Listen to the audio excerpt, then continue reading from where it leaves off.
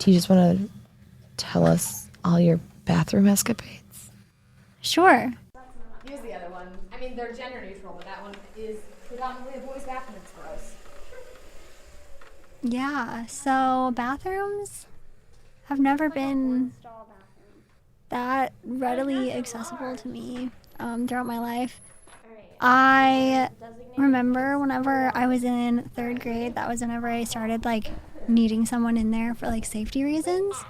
And I remember the first time I like went to the nurse's office and was asking for help. The nurse did not want to be a school nurse, I don't believe. And so I was like, hey, could you help me pee? And she would like get so annoyed.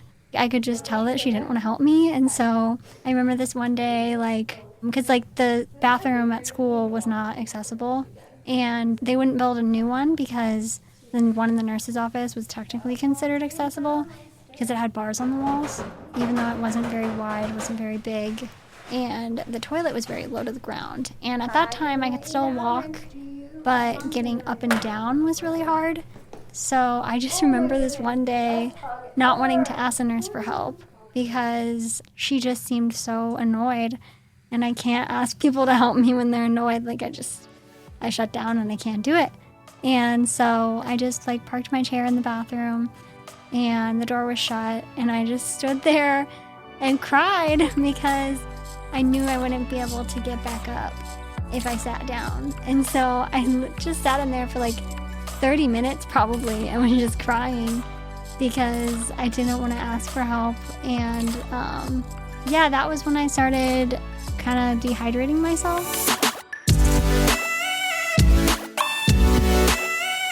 Hi, you're listening to The Obvious Question. I'm Becky Smith, the one who walks. And I'm Maddie Lawson, the one who sits. And today we are talking pee parties. Pee parties with your best friend Bean, or I guess Sabrina, which I don't know if I've ever heard you call her that. No, it's gross. I don't enjoy. But Bean has been your best friend since what, 6th grade? Yep. 6th grade? So she has a plethora of pee stories. Oh yeah, pee parties are very exclusive events. Actually, that's a lie. They're actually they're poppin'. Like, a lot of people have said, like, oh, why don't you just get a catheter? Why don't you just do this? Well, like, catheters make you really prone to infection, and I don't know that it would get changed all that much. And it's also, like, really, like, a tender, like, area to get infections. They're painful. You also aren't supposed to wear, like, tight clothing or jeans or things like that, and that's my style. So I don't know, like, I mean, there are people that I've seen recently that, like, still do wear those things and have a catheter, but typically that's just like another health thing that I would have to, like, rely on someone to do for me. That's a big reason why I don't do it. But, I mean, I've thought about it recently because, I mean, it would be nice to just be able to whip out a tube and put it in the toilet myself and just go all the time. Not have to, like, think about my liquid intake and the time that I have someone to, like, do that for me. I do prefer a hydrated Maddie. Yeah, I do too. But yeah, we don't get to hear from her much.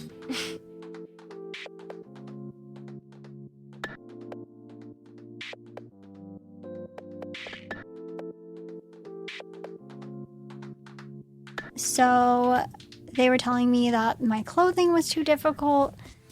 I should start wearing sweatpants with Velcro to make my... Do they make those? No, they wanted to make them though. I was just like, do I look like somebody that would wear Velcro sweatpants, ma'am? Yeah, so it was just, I felt like they were trying to make me more accessible to them, and they kind of presented it that way, that like, I'm inconveniencing them, so I need to make my body more accessible. That's kind of always how schools dealt with that, with like my body and like my disability. So one day, they were still figuring out exactly how to take me to the bathroom, you know, coming up with solutions aside from sweatpants with Velcro. So there was this one day that they needed me to go and meet the nurse at the bathroom, and so they decided it would be a good idea to call me over the intercom to go meet her there. Yeah. in the bathroom. Like, no, and I totally remember that too. Like, I was so mortified. I literally cried about it. And my mom called the school and lost her mind, as ADA moms do. Gotta do what you gotta do. Were they like empathetic? They weren't really sorry. Like, they were like, oh, because Wendy called, we're gonna tell Wendy sorry, but I never got an apology. And whenever they do apologize, oh, we weren't trying to make you offended or make you upset or anything. We just wanted to make sure you knew where to go. And I was like, I knew we were gonna do this. You could have just said meet in the nurse's office, or come do something normal. Go to the office could be code for go to the bathroom. Maddie Lawson, please report to the principal's office. Yeah, literally anything else. They don't really think about me being a normal kid, 6th grade, self-conscious. They just thought of me as oh, this is a disabled student that needs this task done, so this is how we get that task done. It sounds like they didn't think about you as a person. They thought about you as a problem to be solved. Yes, that is very much what I am. And you remember this? I remember them calling her down, yeah. It never even crossed my mind how does Maddie pee?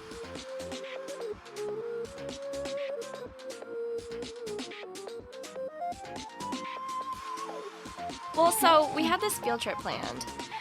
They called you down to the bathroom so they could figure out the lift that they had to buy because we were leaving the school, and they couldn't bring her anywhere unless they had a lift to bring on the field trip because of ADA requirements. And so they put this lift on the back of our bus, and Maddie's like, no, you can't bring it. Everyone's going to know what it is. They said, we'll put a sheet over it.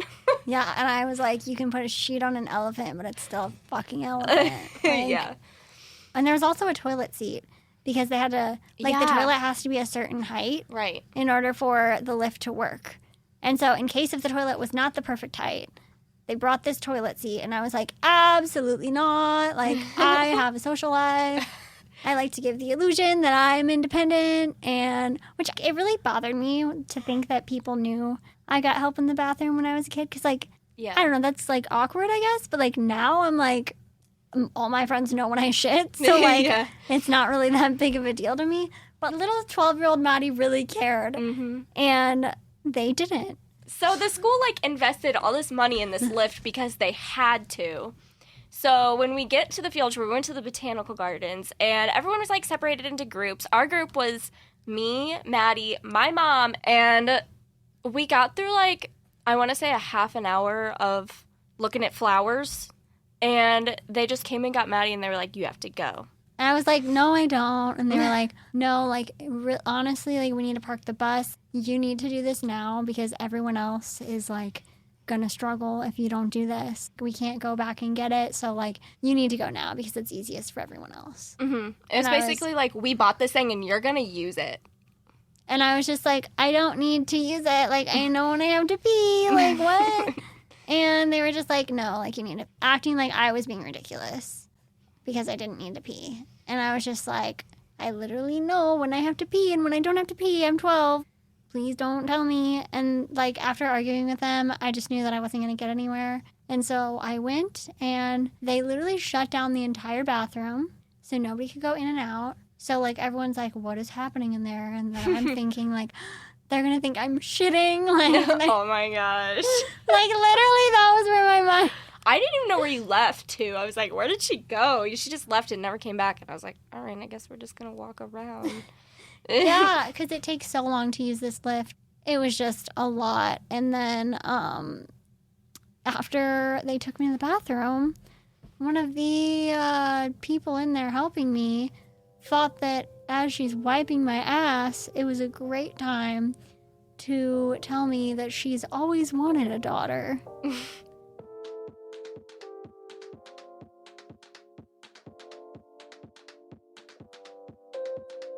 Did the schools get better as you got older? Did you just stop going? LOL. Yeah, she stopped going. I don't think she went to the bathroom one single time in high school. Yeah, I did. When? My mom came up and took me a couple times. Once. Well, okay, they had to find a time that the people that were willing to take me could also miss their whatever. So instead of letting me go to the bathroom during PE, a class that I do not benefit from at all, but still needed to take in order to graduate, they would take me out of like math class. Yeah, it was never about like, oh, we're going to take you to the bathroom to help you go to the bathroom and to not like serve you, but like give you the most out of your day, like whatever works out for you. It was more like, how can your bladder serve us? Like, how can we make your bodily functions work with our schedule? Mm-hmm. Like, that's just how they kind of treat people that have physical disabilities in schools, especially when they don't have a para. But I didn't want a para. Like, I didn't want someone to go with me because I remember, like, at the beginning of the school year in 6th grade, they told my paras that they had to eat lunch with me. And, like, I don't know. I shouldn't have to feel like an asshole to, like, want to do things by myself. That's, like, normal, like, to want to be an independent person.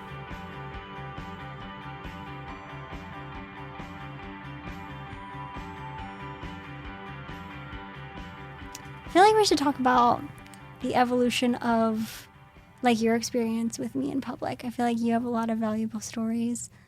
Do you remember the dressing room story?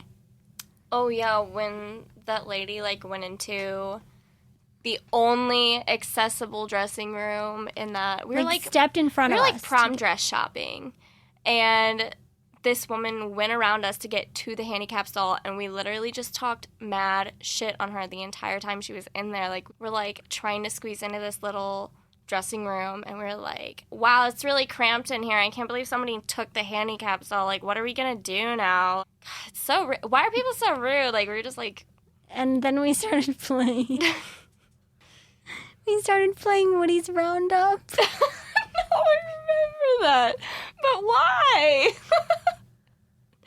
We're just like, we're gonna annoy these people out of the dressing room. So loudly. Blair Woody's Roundup. We literally, it was like, Woody's Roundup. Come on, it's in time high to school. play. Okay, Thank it's you. the best Disney song ever written. I'm dying. Just saying. Anyways, today we were at the movie theaters, and Oh my gosh. do you want to tell the story?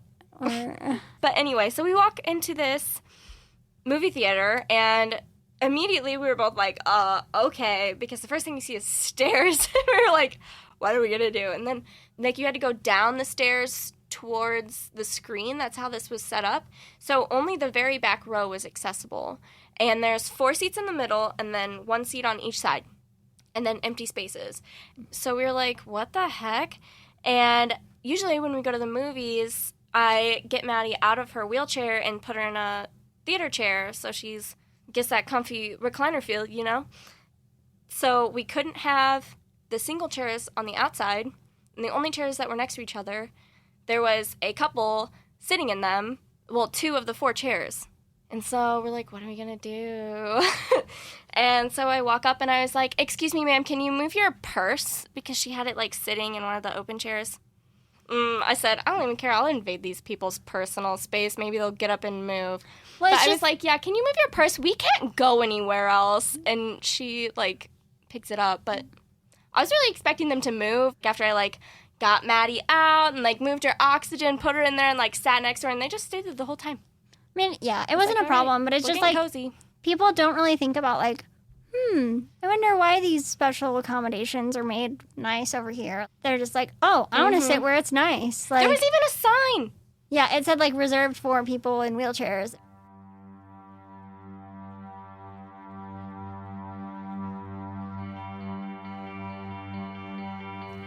Yeah, I typically don't go in public unless I like really have to.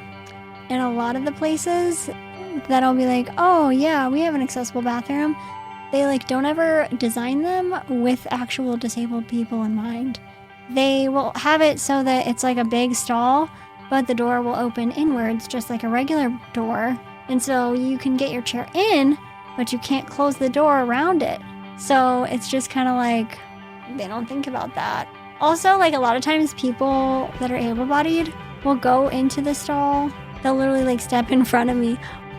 What do you want people to think about? Honestly, just think about why the accommodation that you are using, the amenity you're using, is so nice in that one, like why they just have one, and think about who is losing out because you're benefiting.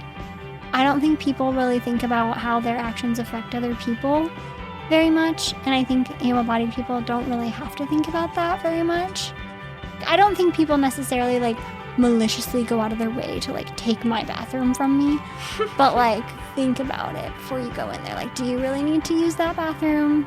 If it's like the only one open and there's nobody in there that's in a chair, you go ahead and use it. But like if there are other ones open and you just want some extra room for your purse, probably don't.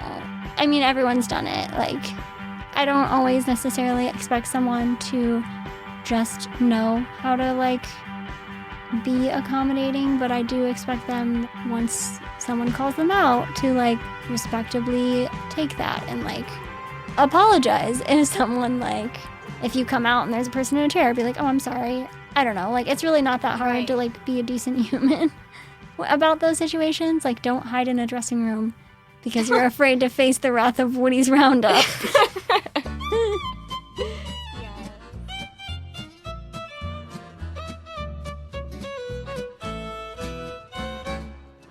Special thanks to the whole Obvious Question team.